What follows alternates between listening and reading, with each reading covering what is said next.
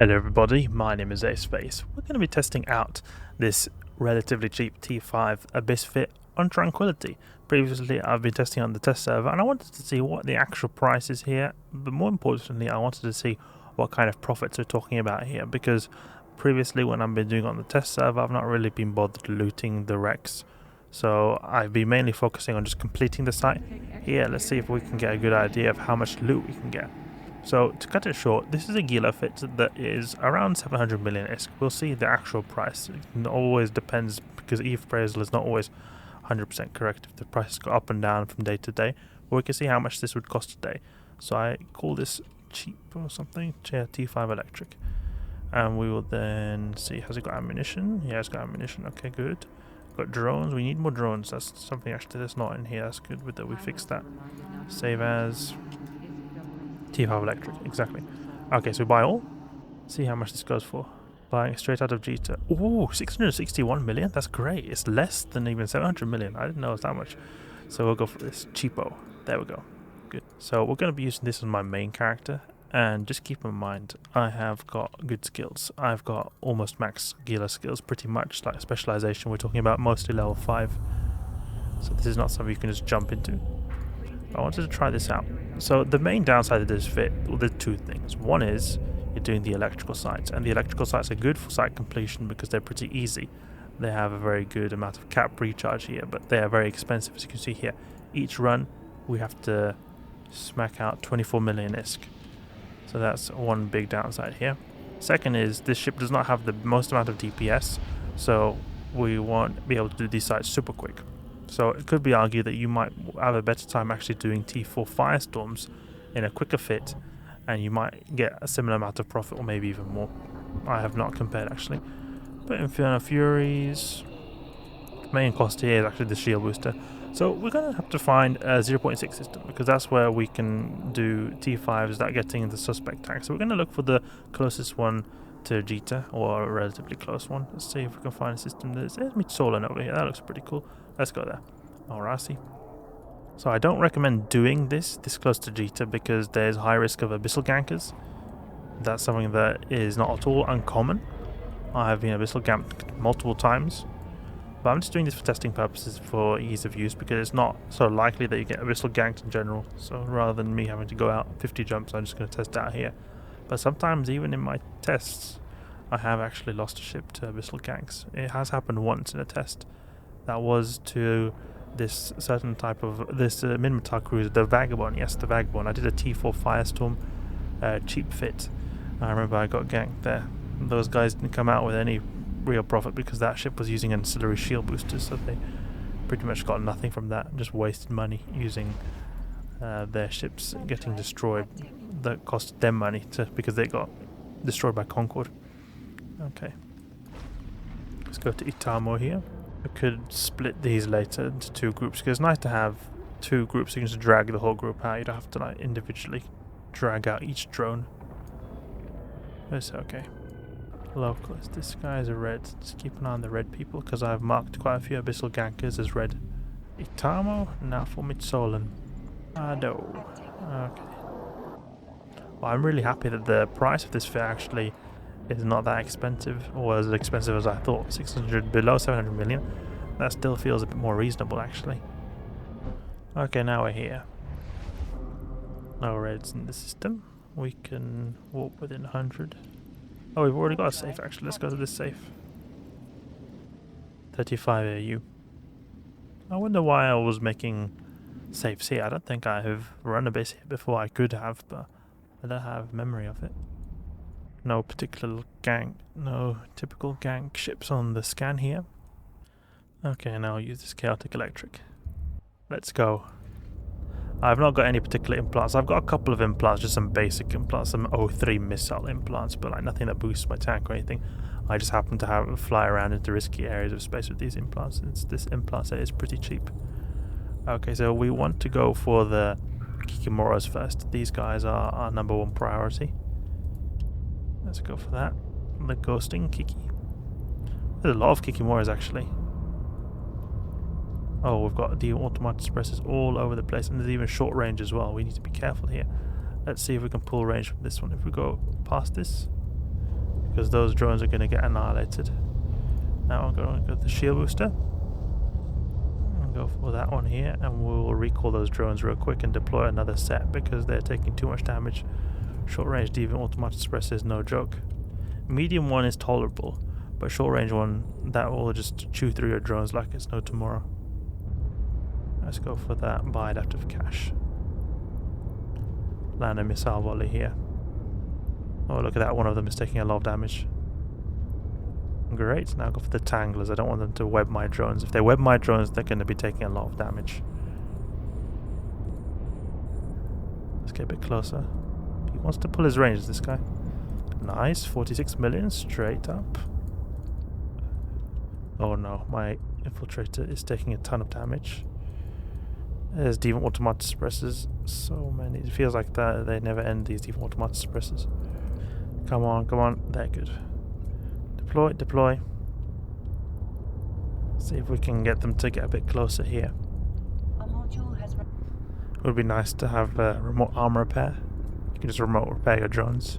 It might be possible actually, because I've not got anything in this free this utility high, but I don't have much CPU to spare. Go with this tangle over here. Oh, there's that one who's actually attacking our drone, so we might want to destroy him first. Oh, he's getting wrecked as well. He got a wrecking shot. Nice. You can't waste time because this ship is time sensitive, though this fit is time sensitive. It's got pretty low DPS for typical T5 fits. So that's why I don't want to waste time avoiding these guys. But I have to sort of do that because I do not want to lose my drones, you know. It's very frustrating here. And the Drekkovac's not even destroyed. How much time has gone? A little bit over 3 minutes. Oh, this wave is not good. Just destroy them, please. And this deep automatic suppressor is also making my missiles do less damage because they sometimes get shot down by them. Come on, wreck those Kikimoras. Nice. One more Kiki to go, and then for the Drekkovacs. Great. Okay, now for the Drekkovac here. Keep a range at 30 maybe? We're approaching 5 minutes. They are quite tanky, these Dreks. These Drekkovacs. Okay, last Drekkovac. How much time is left? Exactly 5 minutes. Okay, I think it'll be okay time.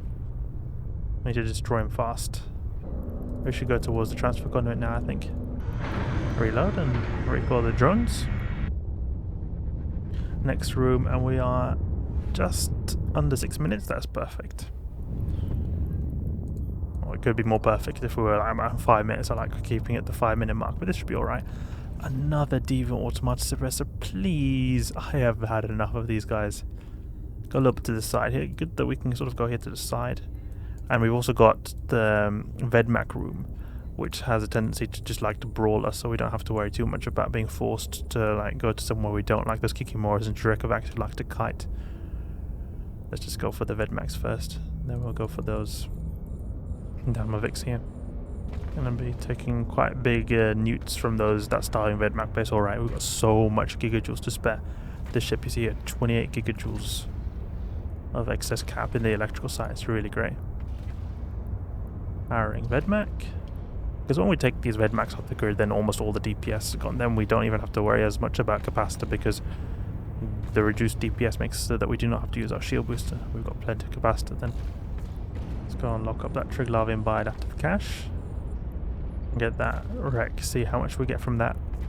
It's really cool that this fit has been working so far so good, because I mean it's a lot cheaper than the previous T5 hits I've ever used. And it's not even using implants. I can make this ship do a lot more DPS if I were to involve implants here.